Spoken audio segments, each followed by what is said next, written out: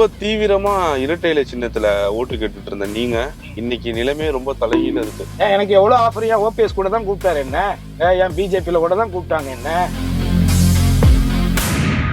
நடிகர் விஜயினுடைய அரசியல் வருகையினால திமுகவுக்கு தான் ரொம்ப பாதிப்பா இருக்கிறாரு. திமுக கூட்டணியே இல்லாம தனிச்சுதான் நிக்க சொல்லுங்களேன். ஏன் நிக்கணும்னு கேக்குறேன், எதுக்கு நிக்கணும், ஏன் பிஜேபி நிக்க சொல்லுங்களேன். ஜெயலலிதா இருந்திருந்தால் தமிழ்நாடு இன்னைக்கு எப்படி இருந்திருக்கும்? எல்லாரும் நல்லா, நான் கூட நல்லா இருந்திருப்பேன், மரியாதையா இருந்திருப்பேன்.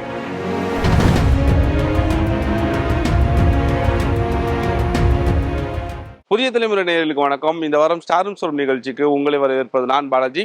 இந்த வார நிகழ்ச்சியில நம்ம கூட யாரு டிராவல் பண்ண போறாங்க அப்படின்னா, முக்குலத்தூர் புலிப்படை கட்சியின் நிறுவன தலைவர் திரு கருணாஸ் அவர்கள் தான் நம்ம கூட டிராவல் பண்ண போறாங்க. அவரை வரவேற்று நிகழ்ச்சிக்குள் போகலாம்.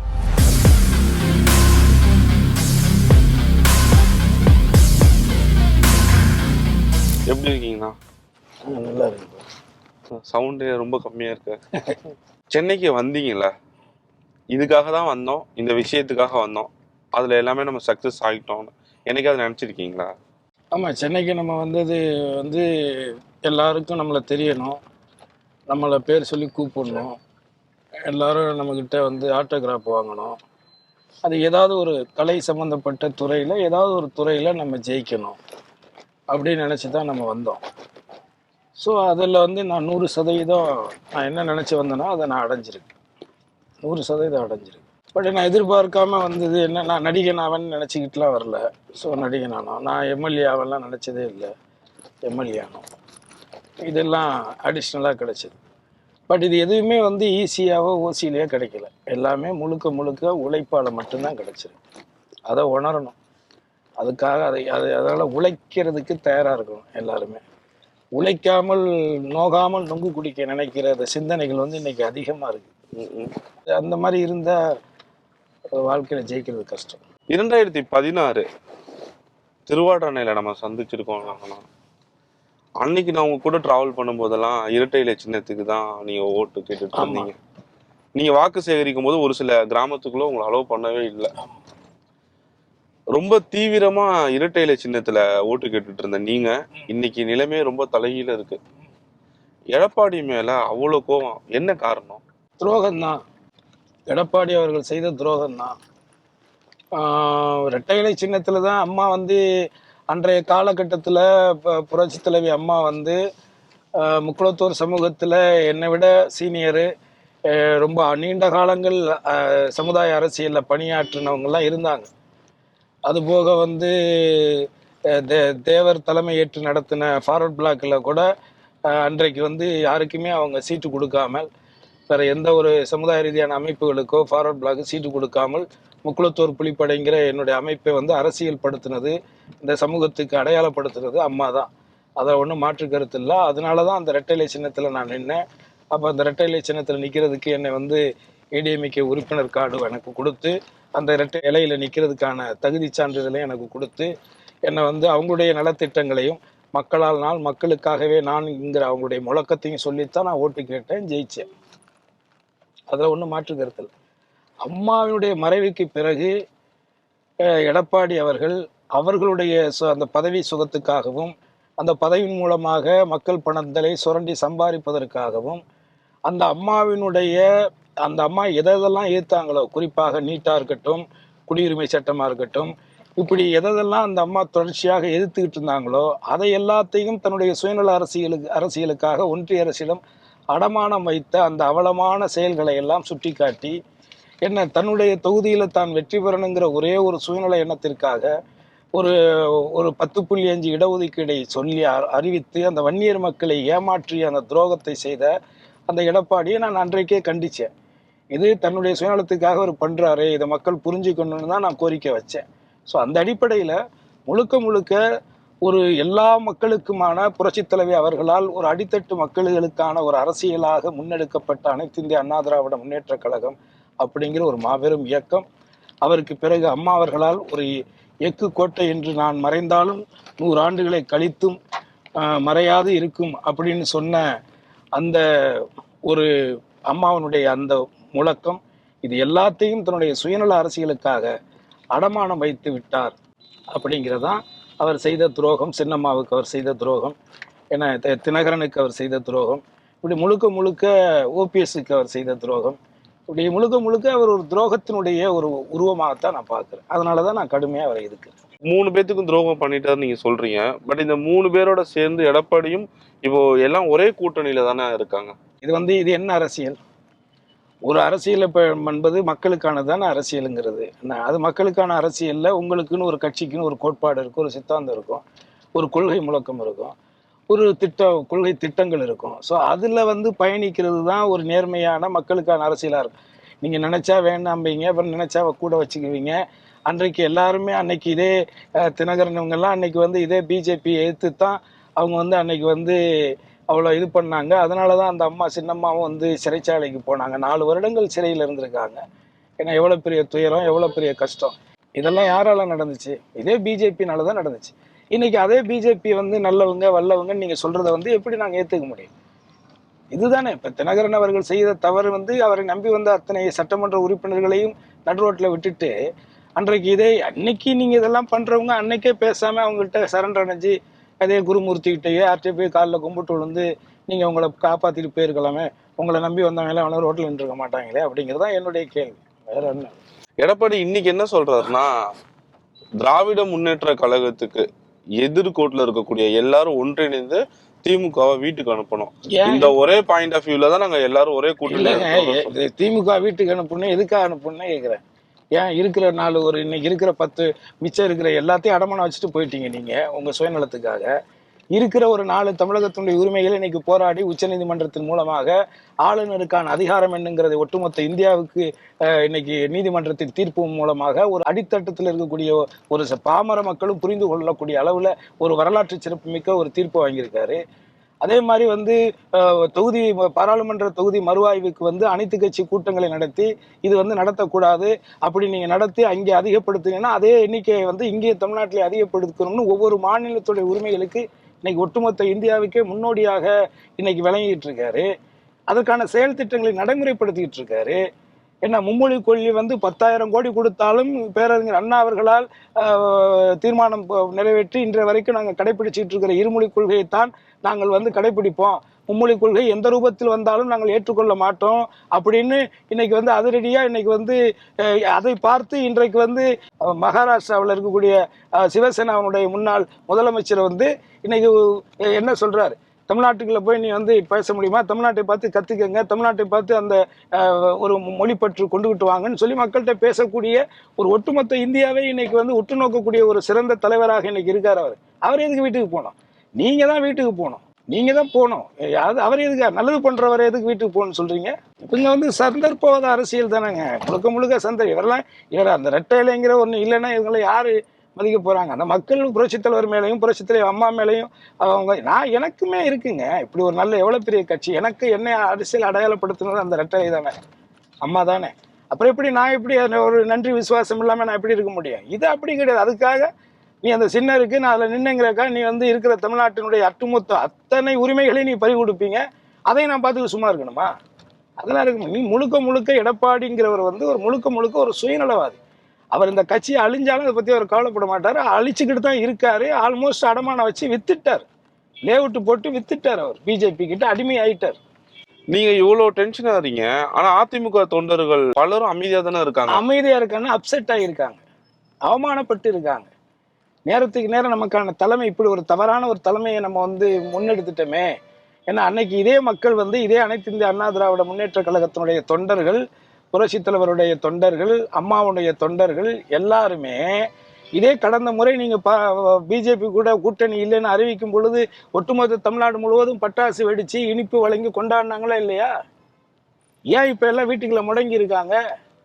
எந்த மூஞ்சியை வச்சுட்டு வெளியில வர்றது? எதை வச்சு நம்ம பேசுறது? இப்படி ஒரு நிமிஷத்துக்கு நிமிஷம் ஒரு பேச்சு பேசுறாங்களே, யாரையும் கலந்துக்காம தொண்டர்களை கேட்காம.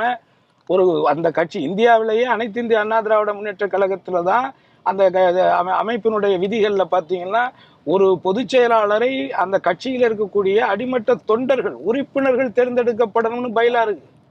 அந்த பைலா பிரகாரமா நீங்க பொதுச் செயலாளர் ஆனீங்க. ஸோ முழுக்க முழுக்க எல்லாமே சீட்டிங்னாக்க என்ன பண்ணுவீங்க நீங்க? அது அவமானப்படுறாங்க மக்கள். சரி இப்படி இதாகிடுச்சுன்னு தொண்டர்கள்லாம் அவமானப்பட்டு வெளியில வராம அப்படியே அமைதியா இருக்காங்க. தெரிஞ்சு போச்சு அவங்களுக்கு, மொத்தமா நாசம் பண்ணிட்டாங்க, இனிமே நம்ம இந்த கட்சியில நம்ம இருந்துமே இனிமே மரியாதை இருக்காதுங்கிற ஒரு நிலைமைக்கு வந்துட்டாங்க. அதிமுக பாஜக கூட்டணி குறித்து ஓபிஎஸ் நம்ம பேசும்போது இன்னைக்கு வந்து லீவு, நான் இன்னைக்கு பேச மாட்டேன்னு சொல்றாரு. இந்த கூட்டணி விவகாரத்துல ஓபிஎஸ் உடைய நிலைப்பாடு எப்படி இருக்குன்னு நீங்க பாக்குறீங்க? அவர் ஒரு சந்தர்ப்ப அரசியல் தானங்க பண்றாரு. அவர் அன்னைக்கு வந்து சின்னம்மா இன்னைக்கு ஏன் ஜெயிலுக்கு போகணும்? சின்னம்மா ஏங்க ஜெயிலுக்கு போகணும்? இதே ரெட்டை இலை சின்னத்துல லஞ்சம் கொடுத்தாருன்னு டிடிவி தினகரன் எதுக்குங்க தீகார் ஜெயிலுக்கு போகணும்? இது எல்லாத்துக்குமான ஆரம்ப புள்ளியை உங்களுக்கு வந்து துக்ளக்கு பத்திரிகையில ஆசிரியரா இருக்கிற குருமூர்த்திங்கிறவருடைய பேச்சை கேட்டுத்தான் நான் போய் தர்ம யுத்தம் நடத்தினேன்னு அவரே சொல்லியிருக்காரு. அவரும் சொல்றாருல. அப்ப நீங்க உங்களுடைய பதவி பறிக்கப்பட்டுருச்சு, அதுக்கு என்ன காரணங்கிறது உங்களுக்குள்ள தான் தெரியும். அங்க உங்களுக்குள்ள என்ன பிரச்சனை ஏதுங்கிறது தெரியும். ஆனால் அந்த பதவி பறிக்கப்பட்டுருச்சுன்ன உடனே தர்ம யுத்தம் நடத்துறேன்னு ஒரு குருமூர்த்திங்கிற ஒரு பேச்சை கேட்டுக்கிட்டு போய் அந்த சின்னம்மா உங்களை வளர்த்து விட்ட, உருவாக்கி விட்ட அந்த தியாக தலைவி சின்னம்மாவை சிறைச்சாலைக்கு அனுப்பின பெருமை யாருக்கு சேரும்? முதல்ல இவங்கெல்லாம் அடுத்து தானே வர்றாங்க. முதல்ல ஆப்ரேஷன் ஸ்டார்ட் பண்றது அவர் தானே ஸ்டார்ட் பண்றாரு. அப்படி பண்ணிட்டு கடைசியா வந்து பிரதமர் தான், மோடி தான், அவர் தான், இவர் தான் எல்லாம் சொல்லிட்டு கடைசியா கடந்த முறை என்னாச்சு, அதுலயும் கூட உங்களுக்கு ஒரு வாய்ப்பு கொடுக்காம உங்களை கழட்டி விட்டாங்க. ஒட்டுமொத்தமா அரசியல்ல எதுவுமே இல்லாம போன நிலைமையில நீங்க சுயேட்சையா போயிட்டு ராமநாதபுரத்துல போய் நிக்கிறீங்க. அப்ப மக்கள் என்னன்னு ரைட்டு நல்லதோ கெட்டதோ நம்ம சமுதாயத்துக்காரரு இன்னைக்கு இப்படி இத்தனை முறை அமைச்சரா இருந்தாரு பண்ணாரு. ஆனா எங்க பொதுவாக எங்களை போன்றவருடைய கேள்வி என்னன்னா, இத்தனை முறை நீங்கள் இந்த பணியில பதவிகள் எல்லாம் இருந்தீங்கல்ல, இத்தனை ஆண்டுகள் இருந்தீங்கல்ல, சமுதாய ரீதியாக அந்த சமுதாய இளைஞர்கள் அடுத்த தலைமுறைகள் இந்த மண்ணில் ஒரு ஒரு ஒரு சில பயன்களையாவது அனுபவிக்கிற மாதிரியான ஒரு செயல் திட்டங்களையோ ஒரு உரிமைகளையோ நீங்க பெற்றுக் கொடுத்துருக்கீங்களா? அப்படி நீங்க கொடுத்துருந்தீங்கன்னாக்க உங்களை ஜெயிக்க வச்சிருப்பாங்களே இந்த மக்கள்.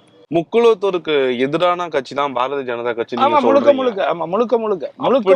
அப்படி இருந்திருந்தால் இன்னைக்கு நயினா நாகேந்திரன் எப்படி முக்குளத்தூர்ல அவர் ஏற்கனவே ஏடிஎம்கேல இருந்தாரு.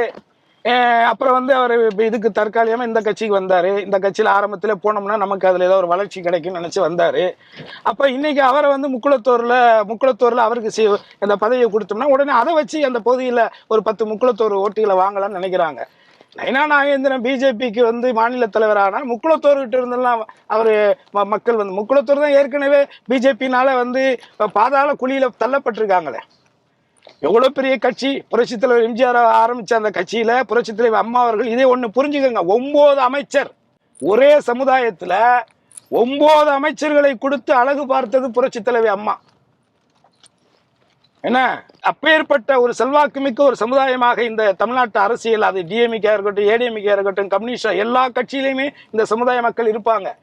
என்ன அப்படி ஒரு ஆளுமையான அரசியல் ஆளுமைகளாக இருந்த அந்த பெருத்த சமுதாயத்தை இன்னைக்கு ஒரு அரசியல் அனாதைகள் ஆக்கிட்டாங்கல்ல. பிஜேபி தானே அதை பண்ணிக்கிட்டு இருக்காங்க தொடர்ச்சியா. இன்னைக்கு இவரை கொண்டுட்டு வர்றதுனால என்ன ஆக போகுது? ஒன்றும் ஆகாது. வேணா ரெட்டியார்கள் வேணா அதிகமா அவர் பின்னாடி வேணா போவாங்க, அவ்வளவுதான். ஒரு தேர்தல்ல ஒரு சின்னத்துல போட்டிடுறீங்க. ஒரே தேர்தல் தான் தம்பி. முன்ன நின்னது ரெட்டையில நின்னேன். அடுத்த தேர்தல நான் நிக்கவே இல்லை. இப்போ நின்னாதான் சீட்டு வாங்கினாதான் நின்னாதான் தம்பி. அரசியல சட்டமன்ற உறுப்பினர் ஆகித்தான் ஒரு வேலையை செய்யணுங்கிறதெல்லாம் இங்க கிடையாது. நான் முழுக்க சர்வீஸ் மைண்டான ஆளுதான். அது பழகினவனுக்கு தெரியும். கூட இருந்து நம்மளை பார்த்து பழகி பண்ணவங்களுக்கு தான் தெரியும். ஏன் போய் கேளுங்க. தொகுதியில நான் இருந்த 2 வருஷம் தான் எடப்பாடி வந்து நமக்கு எதுவுமே செய்யக்கூடாது, எம்எல்ஏ சொன்னா எதுவும் பண்ணாதீங்கன்னு கலெக்டர்ல இருந்து சாதாரண பீன் வரைக்கும் சொல்லி வச்சிருந்தாரு. அப்புறம் என்ன பண்ண முடியும்? நம்ம அவங்கள்ட்ட போய் கேட்டா நீங்க அவங்க மேல இருந்து சொல்றாங்க, அவங்கள பார்த்து சரி பண்ணுங்க. ஏன்னா இதுக்கு நான் மக்களுக்கு செய்யறதுக்கு, ஓட்டு போட்ட மக்களுக்கு அரசாங்கத்திலிருந்து மக்கள் வரி பணத்திலிருந்து கொடுக்கக்கூடிய ஒரு நிதியையோ இல்ல ஒரு நலத்திட்டத்தையோ போய் நான் செய்யறதுக்கு இவங்ககிட்ட கும்பிட்டு விழுந்து போய் செய்யணுமா? அப்படியெல்லாம் மானங்கட்டெல்லாம் வாழணுங்கிற அவசியம்லாம் கிடையாது. அதனால நாம வந்து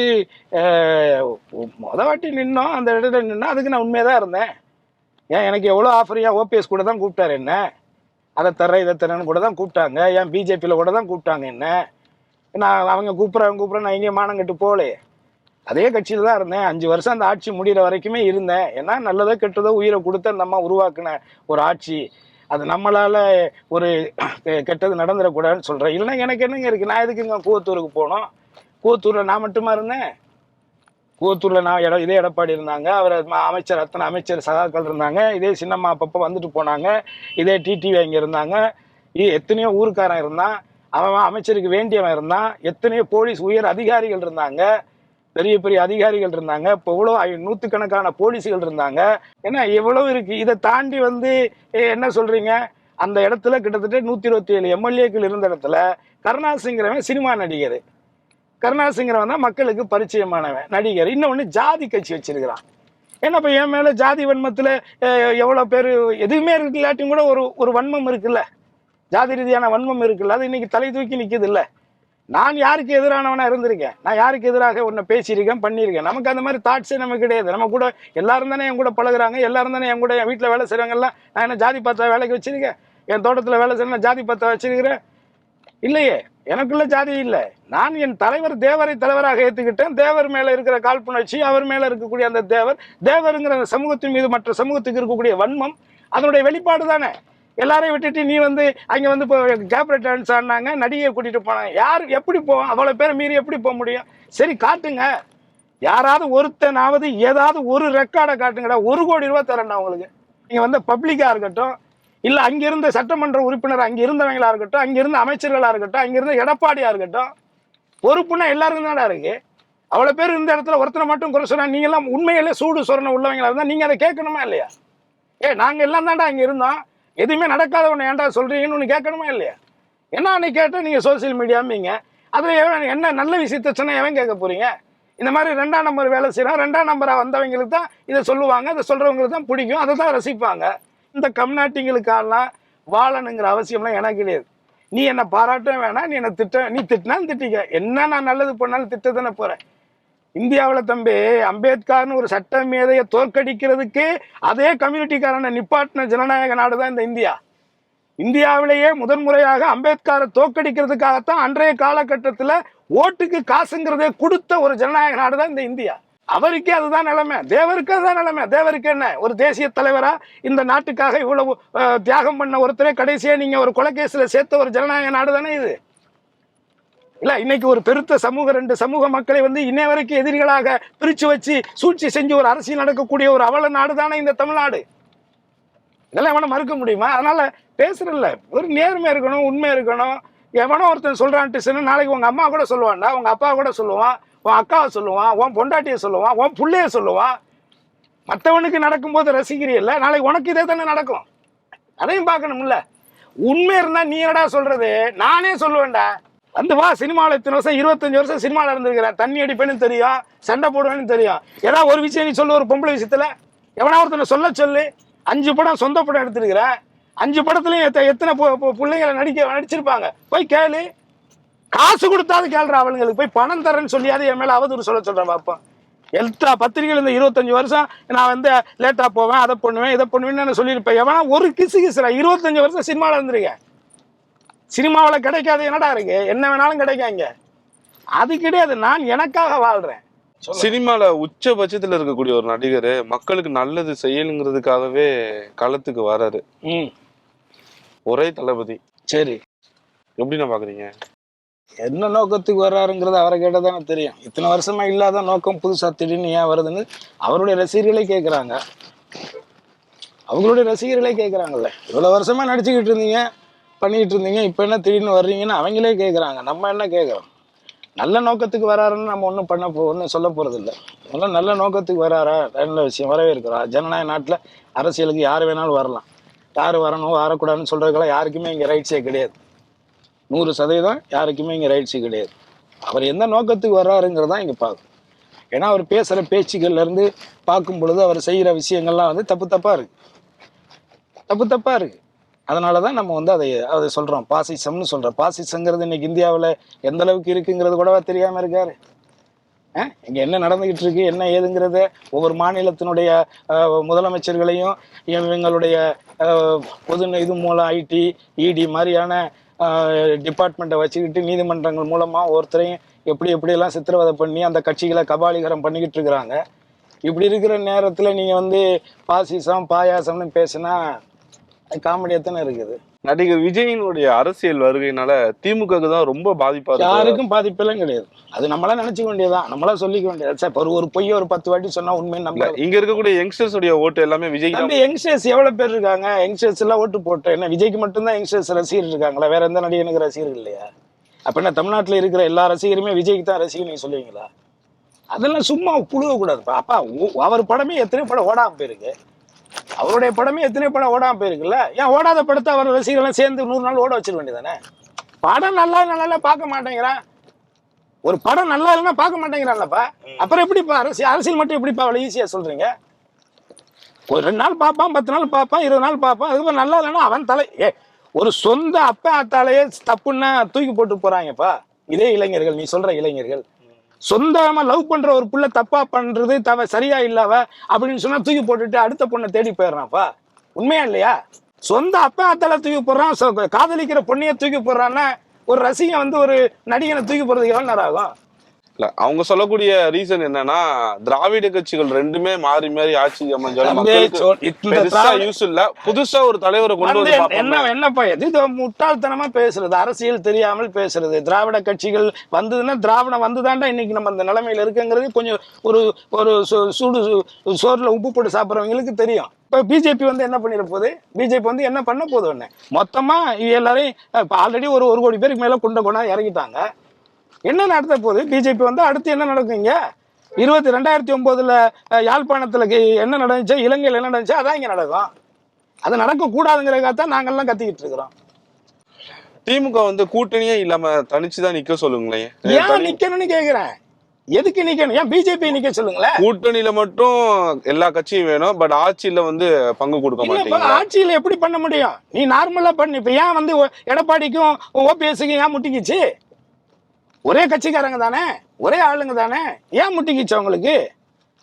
ஏன்னா இவர் ஒன்னு சரியும் பாரு, அவர் வேண்டாம் பாரு, இல்ல அவர் ஒன்னு சரியும் பாரு, இவர் வேண்டாம் பாரு. அப்போ ஒரே கட்சியில ஒரே நிலைமையில ஒரே மாதிரி ஆட்டையை போட்டு உள்ள வந்த உங்களுக்குள்ளே ஒத்து போக முடியலையே. வெளியில எப்படி கூட்டணியில எப்படி சரியா வரும்? அதாவது பிராக்டிக்கலா பார்க்கணும்.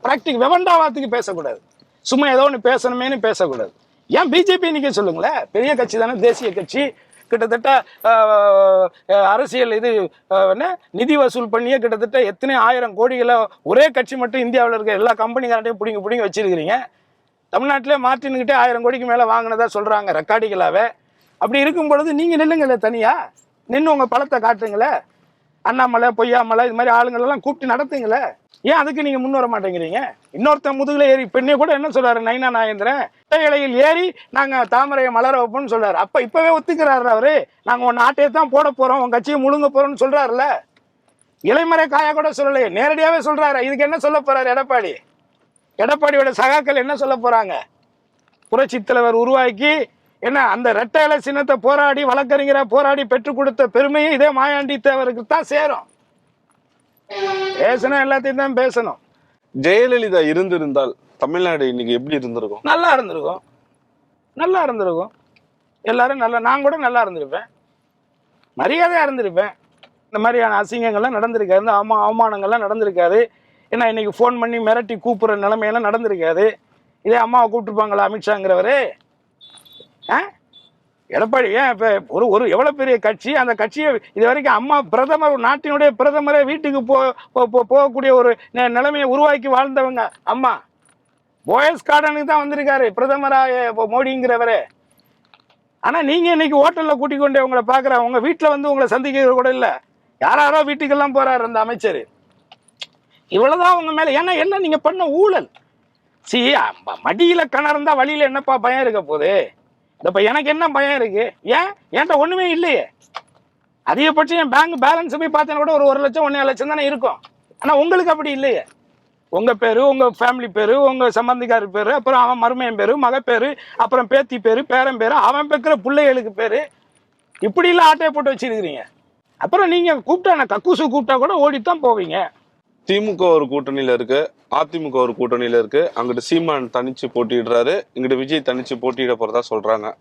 2026 தேர்தல் 4 முனை போட்டியா தமிழ்நாடு சந்திக்க இருக்கிறது. எத்தனை முனை போட்டியா இருந்தாலும் வரக்கூடிய தேர்தலில் தமிழகத்தினுடைய உரிமைகள், குறிப்பாக ஆளுநருடைய அதிகாரத்தை ஒட்டுமொத்த இந்தியாவுக்கு பறைசாற்றிய பெருமையும் உச்சநீதிமன்றத்தின் தீர்ப்பின் மூலமாக தொகுதி மறுவாய்வை எதிர்த்த முதல் மாநிலமாக, என்ன ஒரு குடும்ப கட்டுப்பாடு திட்டத்தை செயல்படுத்திய தென் மாநிலங்களை புறக்கணித்து வட இந்தியாவில் ஜனத்தொகையின் அடிப்படையில் நீங்கள் தொகுதி மறுவாய்வு, பாராளுமன்ற தொகுதி மறுவாய்வு செய்யக்கூடாதுங்கிற எதிர்ப்பிலிருந்து மும்மொழி கொள்கை, தாய்மொழி தமிழ் மொழியும் இணைப்பு மொழியமான ஆங்கில மொழியும் இரட்டை மொழி கொள்கை தான் தமிழ்நாட்டில் என்று சொல்லி நீட்டுக்கு எதிரான தீர்மானம், தொடர்ச்சியாக தமிழர்களுடைய நலனுக்காக போராடி கொண்டிருக்கக்கூடிய நிலையில் கல்வியை மாநிலத்தினுடைய சுய அதிகாரத்துக்கு கொண்டுட்டு வரணுங்கிற கோரிக்கையிலிருந்து, இப்படி தொடர்ச்சியாக கச்சத்தீவை மீட்டெடுக்க வேண்டுங்கிற கோரிக்கையிலிருந்து தொடர்ச்சியாக தமிழர் நலன், தமிழ் மொழிக்கான உயர்வுக்காகவே குரல் கொடுத்து கொண்டிருக்கக்கூடிய, திட்டமிட்டு செயல்படுத்தி நிரூபித்து காட்டிக் கொண்டிருக்கக்கூடிய திராவிட முன்னேற்ற கழகத்தினுடைய தலைவர், இன்றைய முதல்வர், அருமை சகோதரர் மு.க. ஸ்டாலின் அவர்கள் தலைமையிலான ஆட்சிதான் 2026 தமிழகத்தில் நடைபெறும். அதுதான் தமிழர்களுக்கும் தமிழுக்கும் தமிழ்நாட்டுக்குமான பாதுகாப்பு அரணாக இருக்கும் என்பது முக்குளத்தோர் புலிப்படையினுடைய கருத்து. ஓகே, நீங்க சொல்லக்கூடிய மாநில சுயாட்சியும் சரி, தொகுதி மறுவரையும் சரி, இதுக்கு எதிராக தமிழ்நாடு சட்டமன்றத்துல தீர்மானம் கொண்டு வந்திருக்காங்க. இதுக்கு முன்னாடி இருந்த காங்கிரஸ் திமுக ஆட்சி இருந்துச்சுல, அப்போல்லாம் கேள்வி கேட்காத ஸ்டாலின் ஏன் இப்போ கேள்வி கேட்க? எல்லா காலத்திலயுமே எல்லாருமே கேட்டிருப்பாங்க. ஒரு கூட்டணி கட்சி காலங்கள் இப்ப இருக்கிறோம். ஒரு வீட்டுல ஒரு சண்டை நடக்கும், அதே வீட்டுல ஒரு சந்தோஷம் நடக்கும். ஏற்கனவே அன்னைக்கு உங்க மாமனார் என்ன சொன்னார் தெரியுமா அப்படின்னு நம்ம இன்னைக்கு சண்டை போடுவோம்.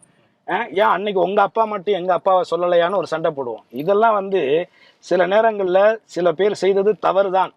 அது யார் செஞ்சிருந்தாலும், அப்படி பார்த்தீங்கன்னா எம்ஜிஆர், புரட்சித் தலைவர் எம்ஜிஆர் அவர்கள் முல்லைவாய்க்கால் பிரச்சனையில செஞ்சது இருக்குல்ல, சில தவறுகள் இருக்குல்ல. இந்திரா காந்தி அம்மையார் கச்சத்தீவை ஒரு மசோதா கூட தீர்மானம் செய்யாம கொடுத்தது இருக்குல்ல. அன்றைக்கு பேசி இருக்கலாம். ஒரு மாநில கட்சியோட அதிகாரத்துக்கு உட்பட்டு அவங்க கேட்டிருக்கலாம். நம்ம கேட்கலன்னு எப்படி சொல்ல முடியும்? கடந்த சில வருடங்களாகவே திரு கருணாஸ் திமுக ஆதரவா பேசும்போதெல்லாம் தொண்டர்கள் கூட இப்படிலாம் பேசுறது இல்ல. கருணாஸ் ரொம்ப பயங்கரமா திமுக ஆதரவா பேசுறாரு. அதாவது உண்மையை பேசும்போது உண்மையை உறக்கத்தான் பேசணும். உண்மையை பம்மிக்கிட்டுலாம் பேச வேண்டிய அவசியம் இல்லை. எனக்கு இப்போ நான் சொல்றேன், எனக்கு பிடிச்சா நான் பேசுவேன், எனக்கு பிடிக்கலன்னா அதே நான் தூற்றுவேன். அதுக்கெல்லாம் நான் எங்கேயுமே தயங்கெல்லாம் போக மாட்டேன். ஏன்னா இது என்னுடைய சுபாவம். நான் இப்பவும் சொல்றேன், நான் என்ன அப்படி போனீங்கன்னா என்னுடைய பூர்வீகமாவே அவங்க டிஎம்கே கட்சிக்காரங்க தான். என்னுடைய பேரே கருணாநிதி தான். ஏன்னா எங்க தாத்தா எங்க சொந்தக்காரர் எம்எல்ஏ இருந்தாரு, எங்க மாமா ஒருத்தர் எம்எல்ஏ இருந்தாரு. இப்படி எங்க ஊரே டிஎம்கே கொடிகள் தான் அதிகமா பறக்கும் எங்க கிராமங்கள்ல. நான் இல்லைன்னு சொல்ல, ஆனா நான் அதுல இல்லையே. நான் தனிப்பட்ட முறையில ஒரு சமுதாய அமைப்பு சார்பாக தான் அம்மாட்டு நின்று நான் ரெட்டையில நின்று ஜெயிச்சு வந்தவன். நீங்க சொல்ற மாதிரி நான் ரெட்டையில நின்று ஜெயிச்ச அந்த அக்கறை இருக்கு, அந்த உரிமை எனக்கு இருக்குங்கனாலதான் இன்னைக்கு அந்த அவ்வளவு பெரிய கட்சி அழிய போகுதே, அழிச்சுக்கிட்டு இருக்காங்களேங்கிற ஆதங்கத்துல பேசுறேன். எனக்கு எடப்பாடிக்கு தனிப்பட்ட வரவு செலவு என்ன இருக்கு? ஒரு சிலது எனக்கு கொடுக்க வேண்டியதை கொடுக்கல, அது உண்மைதான். பட் அது இன்னைக்கு அது தேவையில்லையா? அதை பத்தி இப்ப பேச வேண்டிய அவசியம் இல்லை. பொதுவா தான் நம்ம பாக்குறோம். பொதுவா இந்த கட்சி இப்பேற்பட்ட கட்சியை தன்னோட சுயநலத்துக்காக ஒரு ஒட்டுமொத்த தமிழ்நாட்டினுடைய ஒரு கட்சியாக இருந்ததை ஒரு கொங்கு மண்டலத்தினுடைய கட்சியாக சுருக்கிய பெருமை அவருக்கு சேருங்கிறதும், அடுத்து அந்த கட்சியில வெகுவாரியாக இருந்த அந்த முக்குளத்தோர் சமுதாயத்தை அனாதையாக்கி அரசியலிருந்து நீ இதுல இருந்து நீ ஒதுக்கிட்டு நீ எப்படி நீ டெபாசிட் தான் போவோம். உங்களுக்கு எவ்வளவு பெரிய கட்சி, எத்தனை இடத்துல டெபாசிட் போகுது? இந்த அவல நிலைக்கு யாரு காரணம்? எடப்பாடிங்கிற ஒரு தனி மனிதன் தானே காரணம். அதை எப்படி நம்ம ஏத்துக்க முடியும்? அதை நம்ம ஏத்து பேசுறோம். அடுத்து என் சமுதாயத்தை நீ திட்டமிட்டு புறந்தல்ற, உனக்கு என்ன ரைட்ஸ் இருக்கு? நீ உருவாக்குன அந்த கட்சி. அரசு நலத்திட்டம் கொடுக்கக்கூடிய விழாவில் போய் பிஜேபி அதிமுக கூட்டணி குறித்து முதல்வர் ஸ்டாலின் விமர்சனம் பண்றாரு. ஒரு நலத்திட்டம் கொடுக்கிற இடத்துல போய் கூட்டணி கொடுத்து பேசலாமே, தப்பு இல்லையா? அந்த அளவுக்கு அவர் கோபமா இருக்காரு, பயமா இருக்காரா? என்ன இதுல பயப்படுறதுக்கு என்ன இருக்கு? நானே பயப்படலைங்கிறேன், அவர் எப்படி பயப்படுவாரு? எனக்கே பயம் இல்லைங்க. இன்னைக்கு கூட நான் ஒரு விஷயம் சொன்னேன். நயினா நாகேந்திரன் சொன்னாரு, இரட்டை இலையில் தாமரை மலர்ந்தே ஆகும்னு சொன்னாரு. பட்டுப்புற இலையில பாடையில போறதுக்கு தான் இது கூட்டணின்னு நான் சொல்றேன். இதுல பயப்படுறதுக்கு என்ன இருக்குன்னு கேட்கிறேன். அவர் தோணு ஒரு முதலமைச்சர் மக்கள் நல திட்டம் கொடுக்குறாரு, மக்களுக்கான நலன். இதுவும் தவறாக இருக்கு, இது தப்பா இருக்குங்கிறத மக்களுக்கு சொல்லணும்ல. இப்படி ஒரு தப்பு நடந்துகிட்டு இருக்குங்கிறத நான் மக்களுக்கு எடுத்து சொல்லணும்ல. ஒரு முதலமைச்சர் எனக்கு பொறுப்பு இருக்குல்ல. இதை இங்கதான் பேசணும், இதை இங்கதான் பேசக்கூடாது, அதெல்லாம் ஒண்ணுமே கிடையாது. இருந்தாலும் ஒரு நலத்திட்ட உதவி கொடுக்குற நலத்திட்டம் கொடுத்தாச்சு, நலத்திட்டத்தை பத்தி பேசியாச்சு. அடுத்து மக்களுக்கு தீங்கா ஒரு வேலை நடந்துகிட்டு இருக்குங்கிற மக்களுக்கு விழிப்புணர்வு கொடுக்க வேண்டிய இருக்குல்ல, அந்த கடமை இருக்குல்ல முதலமைச்சருக்கு. ரொம்ப பிஸியான ஸ்கெடியூல்ல எங்களுக்காக நேரம் ஒதுக்க நிறைய விஷயங்களை பகிர்ந்து கொண்டு மிக்க நன்றி. நன்றி.